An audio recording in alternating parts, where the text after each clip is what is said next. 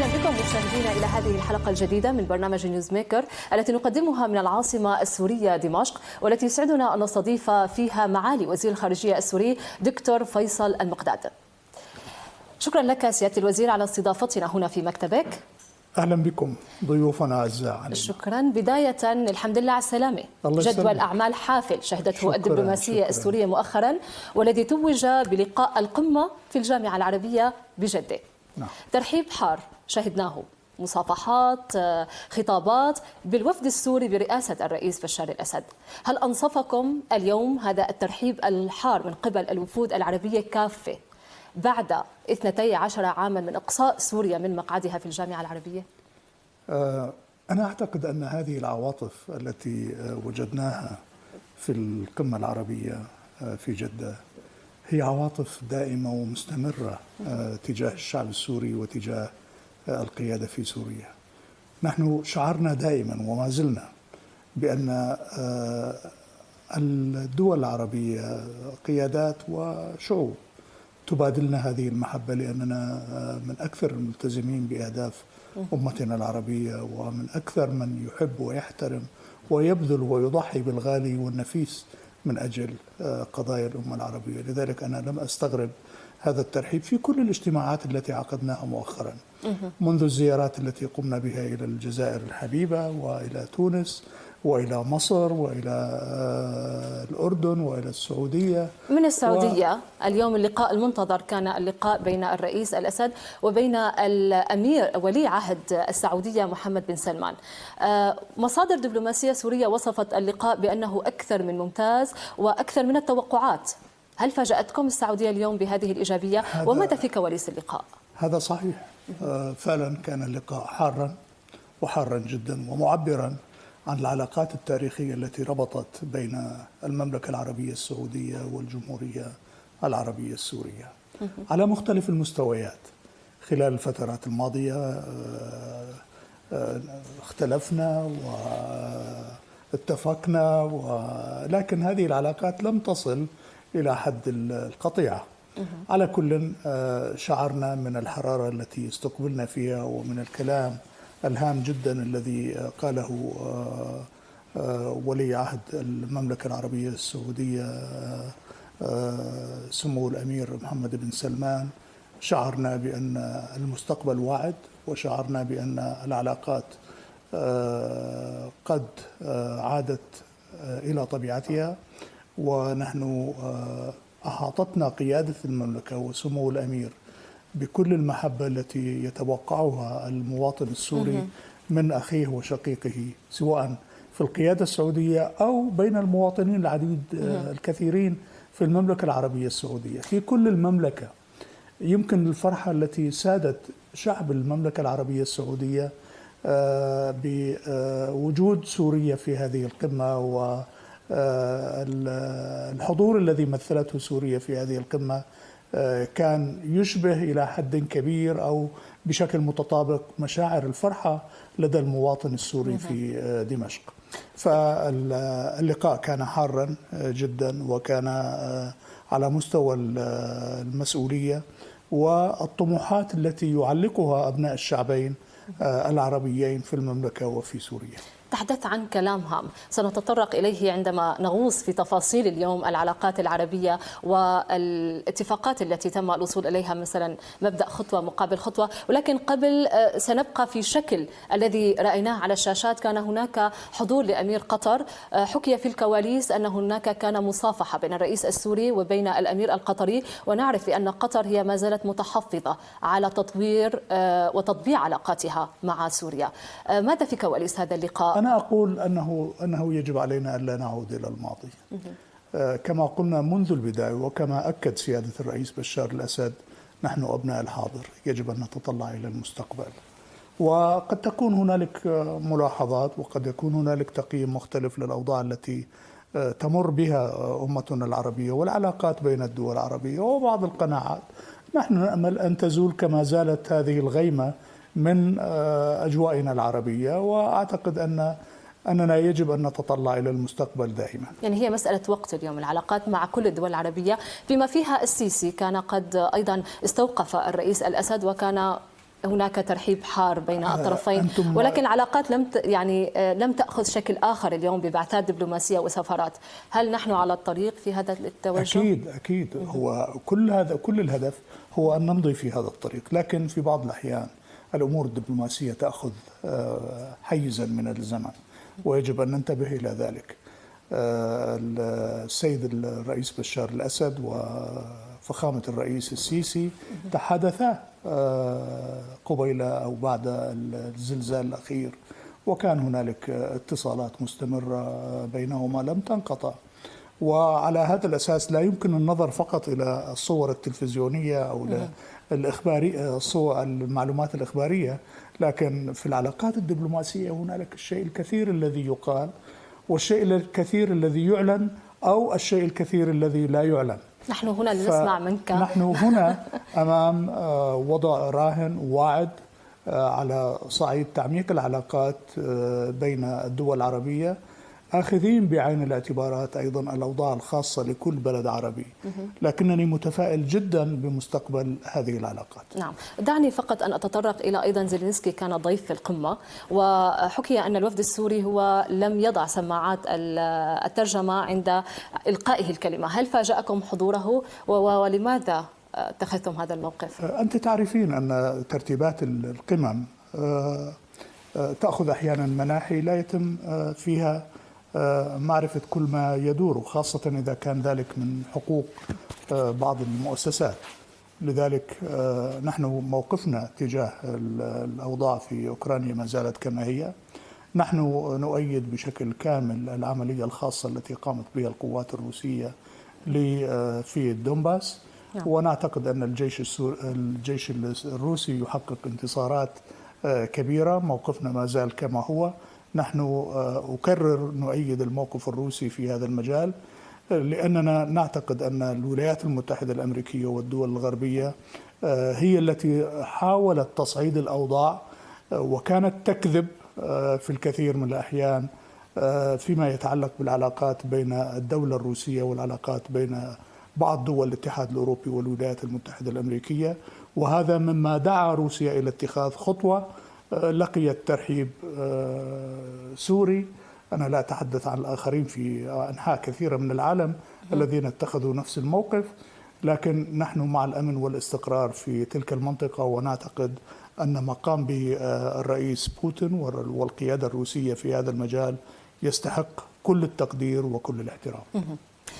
بالعودة إلى حديث وكلمة الرئيس الأسد في القمة، كان قد طالب بتعديل ميثاق ونظام الداخلي للجامعة العربية وآليات عملها لتكون متنفس في حالة الحصار وليست شريكا فيه.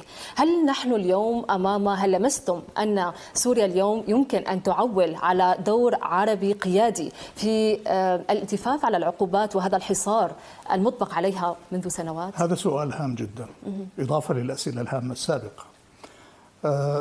سيادة الرئيس بشار الأسد يطمح دائما إلى وضع قواعد وأسس للعمل وفقها.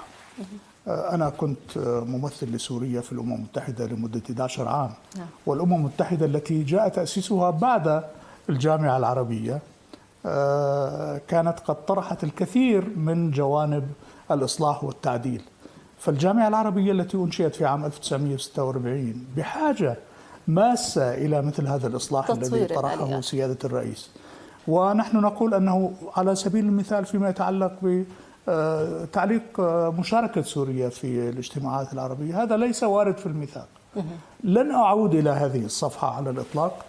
كما قلت نحن انشغلنا لفترة في مواجهة العدوان الإرهابي الذي وقع علينا، وحاربنا مئات الآلاف من الإرهابيين والمسلحين المدعومين من قبل الدول الغربية التي تدعي أنها لا تدعم الإرهاب، ومن الولايات المتحدة الأمريكية التي مولت هذا الإرهاب، ومن النفاق والكذب الذي مارسه بعض قادة الدول الأوروبية.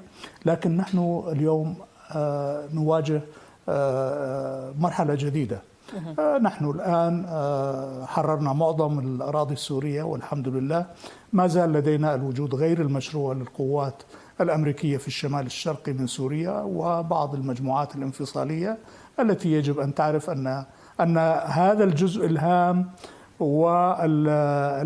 والعزيز على قلوب كل السوريين سيعود عاجلا أم آجلا إلى قلب الدولة السورية، والجزء الذي تحتله القوات التركية في الشمال الغربي من سوريا ووجود المنظمات الإرهابية في تلك المنطقة يجب أن ينتهي. سنفصل هذا الموضوع بخصوص القوات التركية بما أنك ذكرتها سيادة الوزير.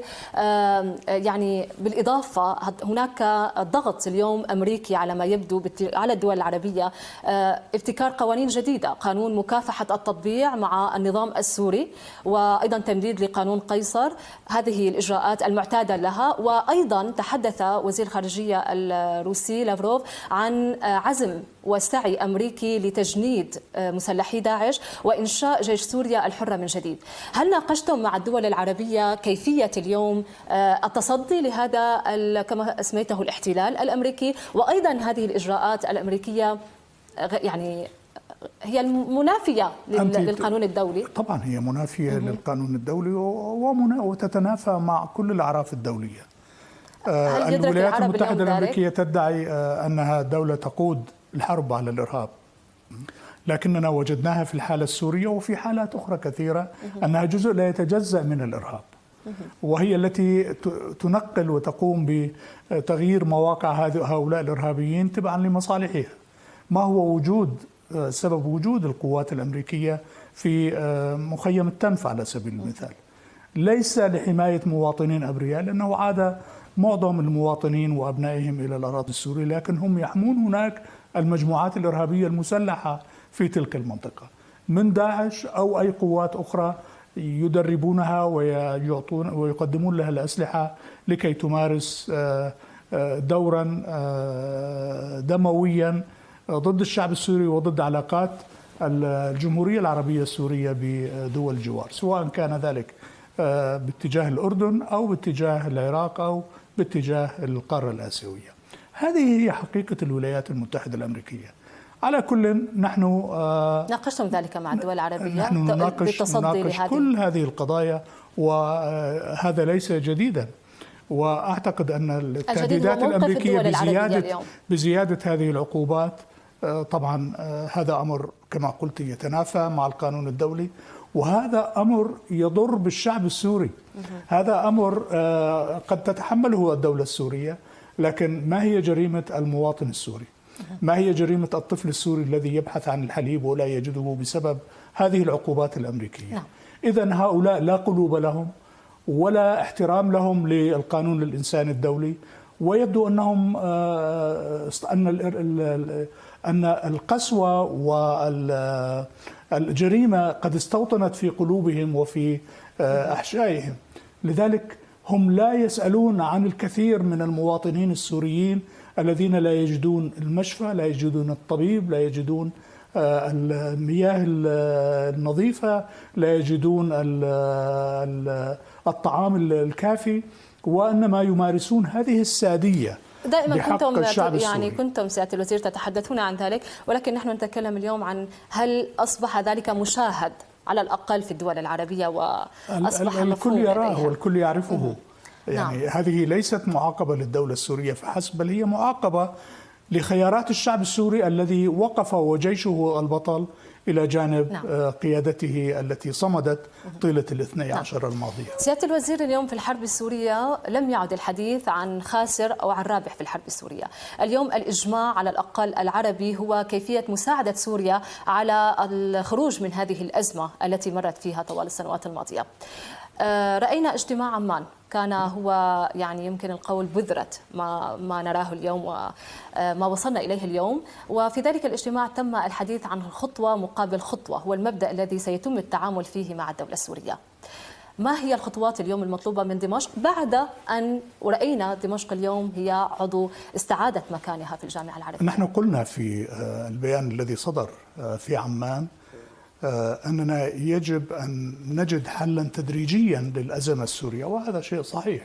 لا يمكن القضاء على الإرهاب في يوم وليلة، ولا يمكن إنعاش الأوضاع الاقتصادية في سوريا بين يوم وليلة، ولا يمكن للاجئين السوريين أن يعودوا مباشرة.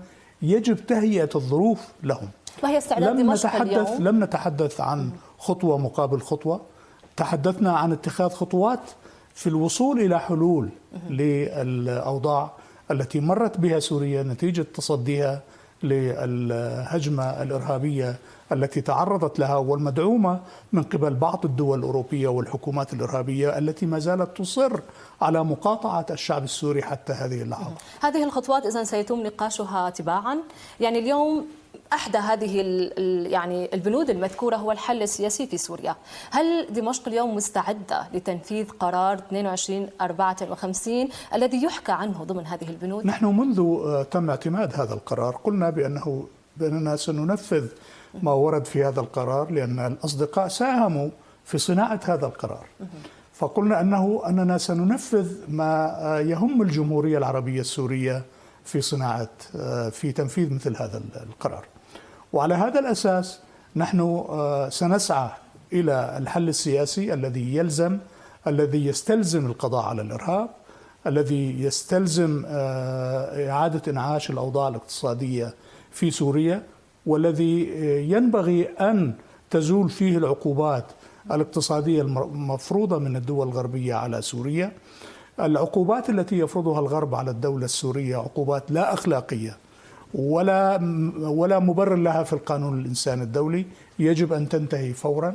ومن يدعي الحرص على شعب سوريا وعلى أشياء أخرى في سوريا عليه أولا أن يقوم بإلغاء هذه الأسباب التي أدت إلى اندلاع الحرب الإرهابية على سوريا والدعم بالمليارات الذي تلقته هذه المجموعات الإرهابية، لكنها في نهاية المطاف والحمد لله فشلت في تحقيق الأهداف نتيجة لما قلته سابقا: صمود القيادة السورية وصمود الجيش العربي السوري والتفاف الشعب السوري حول قيادته. في المقابل دمشق جاهزة من ما يحكى، هناك ملف المعتقلين، ملف الانتخابات، ملف الدستور، هذا أيضا سيتم نقاشه؟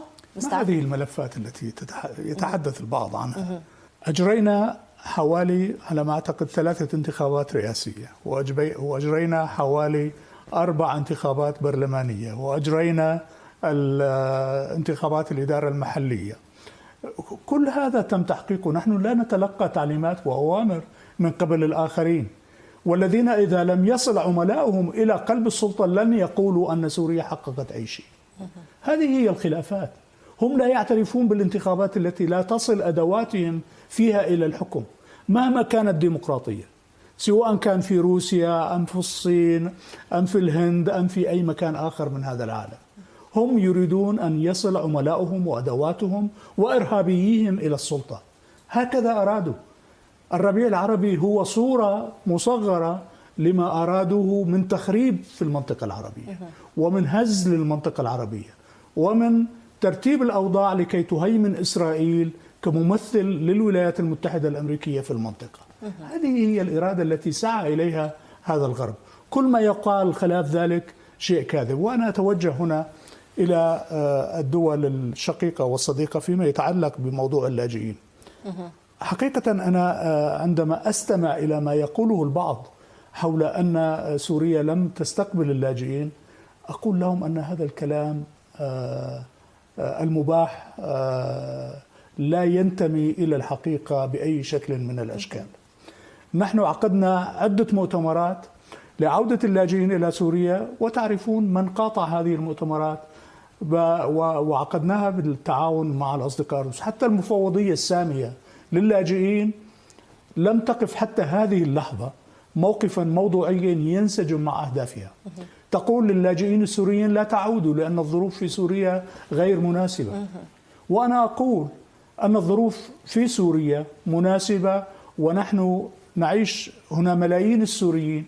ما هي الظروف غير المناسبة لعودة ما يسمى باللاجئين؟ يعني اليوم طبعا نحن نريد أن نعيد الحياة الاقتصادية إلى ما يجب أن تكون عليه، على توفير مستلزمات العودة.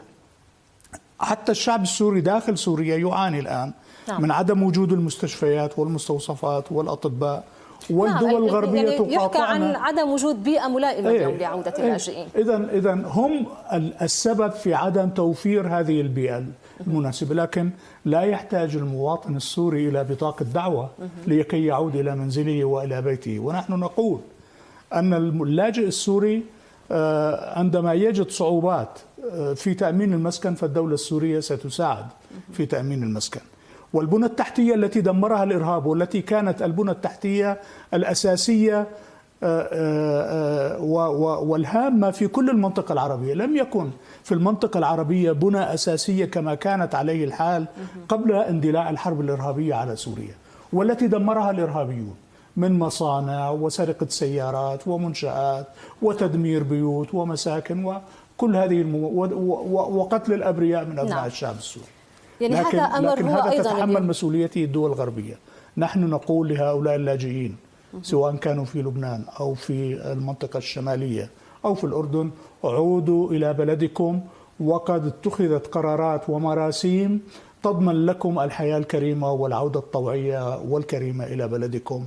أهلا بكم دائما، وسوريا مستعدة لاستقبال كل أبنائها. بخصوص الحوار سنعود فقط لهذه الجزئية. اللجنة الدستورية اليوم هناك حوار قائم بين الدولة السورية وبين الجهات المعارضة. هل سنشهد استئناف لعمل هذه اللجنة بناء على ممكن أن نشهد السعودية اليوم هي كضامن أيضا من الممكن؟ نحن هنالك يعني عملية بدأت، وعقدت اللجنة الدستورية عدة اجتماعات. توقفت هذه الاجتماعات نتيجة لأوضاع خارجة عن يدنا، وعندما تهيأ الظروف من أجل إعادة واستئناف أعمال اللجنة الدستورية فنحن جاهزون، لكن يجب توفير مناخات وظروف مواتية لعودة هذه الاجتماعات. أحد المخاوف التي يطرحها العرب اليوم ملف تهريب الكبتاغون، يحكى عنه بكثرة. شاهدنا في الآونة الأخيرة غارة، ما سمي بغارة أردنية في الجنوب السوري. هل كان ذلك بالتنسيق مع الدولة السورية؟ هل بدأت دمشق بالفعل بفتح هذا الملف والحد منه ضمن مبدأ خطوة بخطوة إذا اعتبرنا؟ أنا أعتقد أن المجرم الحقيقي في عملية التهريب، لأن الدولة السورية كانت دائما ممر إلى الأردن أو إلى دول الخليج، وعندما تم إضعاف الدولة السورية وخلق حروب على الجيش العربي السوري وعلى قوى الأمن السورية التي كانت تضمن هذه الحدود، تم بشكل أو بآخر استغلال هذا الفراغ من قبل ضعاف النفوس الذين قاموا بتهريب مثل هذه الأشياء. وهي شيء طبيعي، يعني هي تهرب سواء من دول عربية أخرى. لا أريد الآن ماذا عن الاتهامات بأن الحكومة السورية تسهل ذلك؟ هذا مستحيل، لأن هذا أكبر خطر على شعب الجمهورية العربية السورية، على أطفال سوريا، ونحن نعاني من هذه المشكلة، ونأمل من الدول الأخرى التعاون معنا بشكل مخلص من أجل القضاء على هذه الظاهرة. وقد اتفقنا في اجتماعات عمان على تأليف لجنة سورية عراقية، على تأليف لجنة مشتركة سورية أردنية لمساعدة هذين البلدين وللتعاون مع هذين البلدين للقضاء على هذه الظاهرة الخطيرة جدا، والتي يجب أن نحاربها بكل ما نستطيع من قوة، وهذا هو قرار الدولة السورية. من الجنوب السوري إلى الشمال والخطر العثماني، مخاطر الفكر العثماني التوسعي المطعم بنكهة إخوانية منحرفة. هذا ما قال عنه، تحدث عنه الرئيس الأسد في كلمته في أمام الجامعة العربية. وبالمقابل هناك مسار تطبيع. كنت حضرتك بلقاء مع وزير الخارجية التركي.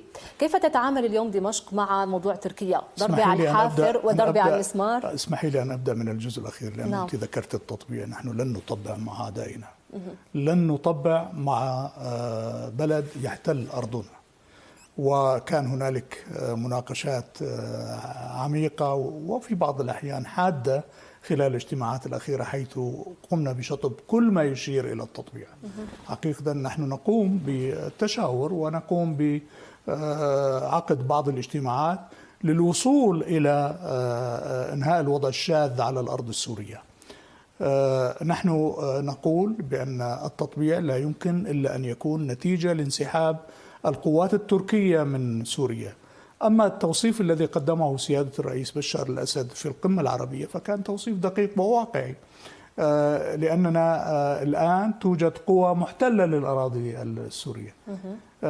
عندما نريد أو يريد أي طرف الدفاع عن أرضه وعن سيادته، يجب أن يدافع عن ذلك من خلال إجراءات ضمن حدوده وليس ضمن أراضي الدول الأخرى. نعم. وعلى هذا الأساس نحن تربطنا مع الشعب التركي علاقات عبر التاريخ.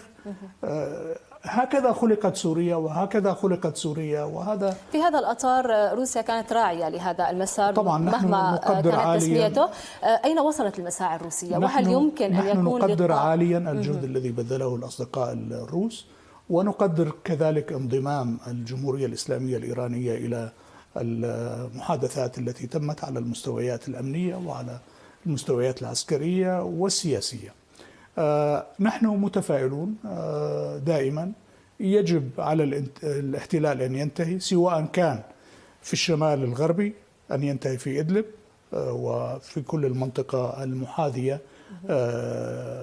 أو المنطقة الواقعة بين سوريا والجمهورية التركية، ويجب أن ينتهي الوجود الأمريكي في الشمال الغربي ويجب في الشمال الشرقي، ويجب أن ينتهي الوجود الأمريكي في قاعدة الركبان.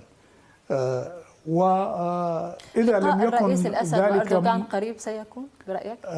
أنا أعتقد أن ذلك تحكمه مسألة واحدة، وهي الانسحاب التركي من الأراضي السورية.